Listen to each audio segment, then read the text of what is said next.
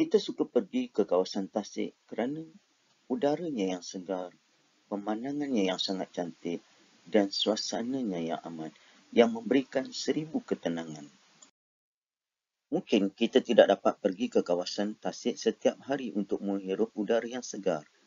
Namun begitu, kawasan perumahan kita yang bersih dan udaranya yang segar serta pemandangannya yang cantik boleh kita jadikan seperti tasik, bukan saja di luar bandar ataupun di bandar maupun suasana rumah kampung ataupun rumah banglo.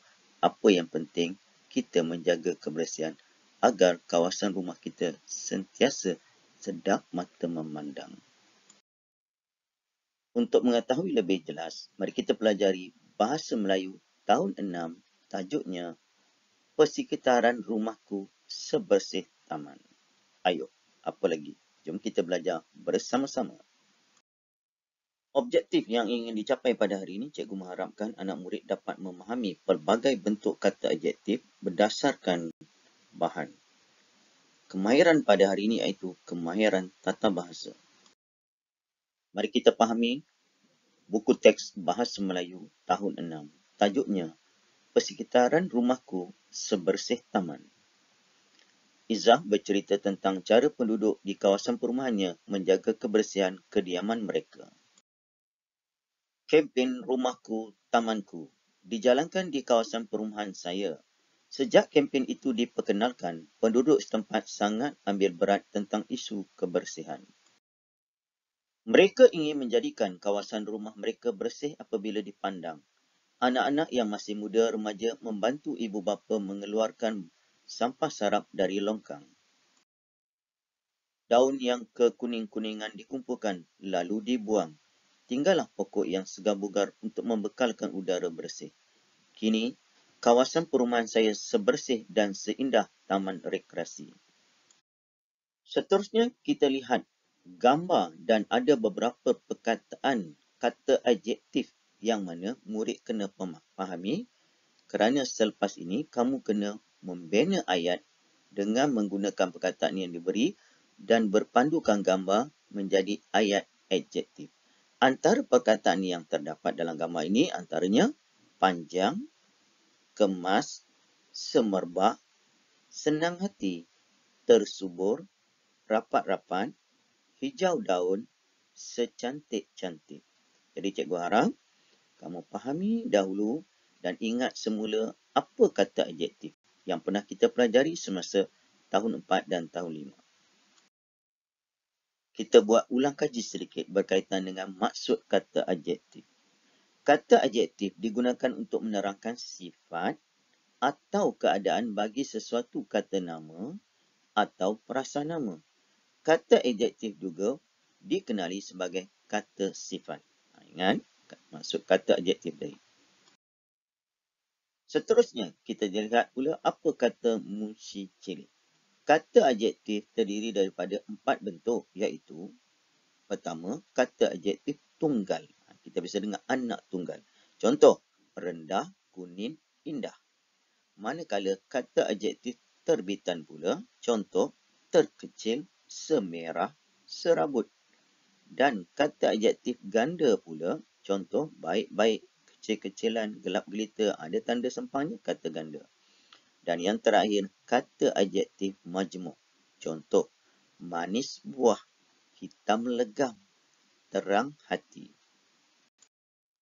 Untuk lebih jelas, cuba lihat nota yang cikgu berikan kepada kamu berkaitan dengan kata adjektif. Yang pertama, kata adjektif majmuk. Ada 2 iaitu, pertama, kata adjektif majmuk biasa yang dieja terpisah. Contoh, merah jambu, biru laut, hijau daun. Manakala kata adjektif majmuk yang membawa maksud kiasan. Contoh, panjang tangan, ringan tulang, terang hati. Ini kategori yang biasa kamu belajar macam simpulan bahasa. Manakala kata adjektif ganda ada 3. Antaranya penggandaan penuh. Contoh, baik-baik. Yang kedua, penggandaan separa. Separa ni macam sesiku, kekuda. Itu contoh, separa. Manakala penggandaan berentak pula, dia berentak macam ada lagu. Gelap gelita, kuih, muih.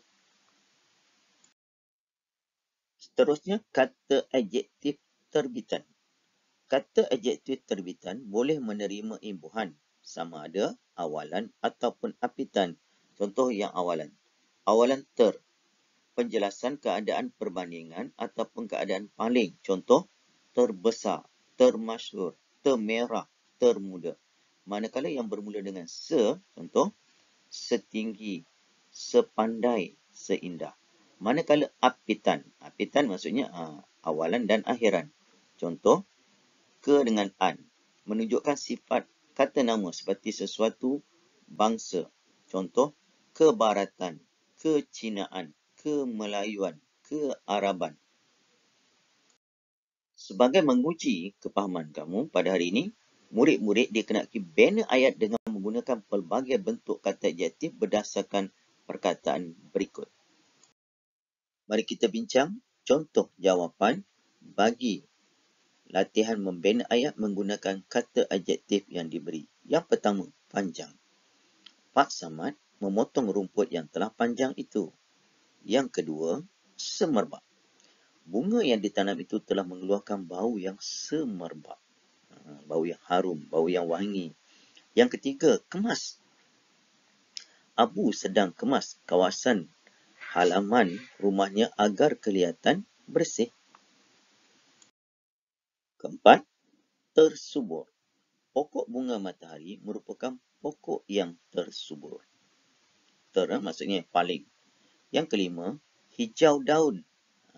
Warna tong sampah yang baru dibeli itu ialah hijau daun. Hijau pun banyak, hijau tua, hijau pokok pisang dan sebagainya. Yang keenam, senang hati. Kakak berasa senang hati melihat pokok-pokok yang hidup subur. Dan yang ketujuh, rapat-rapat. Pasu-pasu itu disusun secara rapat-rapat. Rapat-rapat maksudnya dekat-dekat ataupun hampir-hampir. Sebagai rumusan berdasarkan tajuk yang kita pelajari pada hari ini iaitu persekitaran rumahku sebersih taman. Bayangkan, kita suka pergi kawasan taman, berjoging, berkelah, makan angin, ambil angin dan sebagainya kerana kawasan tersebut bersih, udara yang segar. Jadi persekitaran rumah kita juga kita boleh jadikan sebersih taman. Itu saja perkongsian cikgu pada hari ini. Kita jumpa lagi dalam tajuk yang seterusnya. Selamat menyiapkan segala tugasan yang diberi oleh guru. Raya-raya juga kerja sekolah. Jangan diabai. Itu saja. Jumpa lagi. Assalamualaikum. Selamat sejahtera semua. Bye.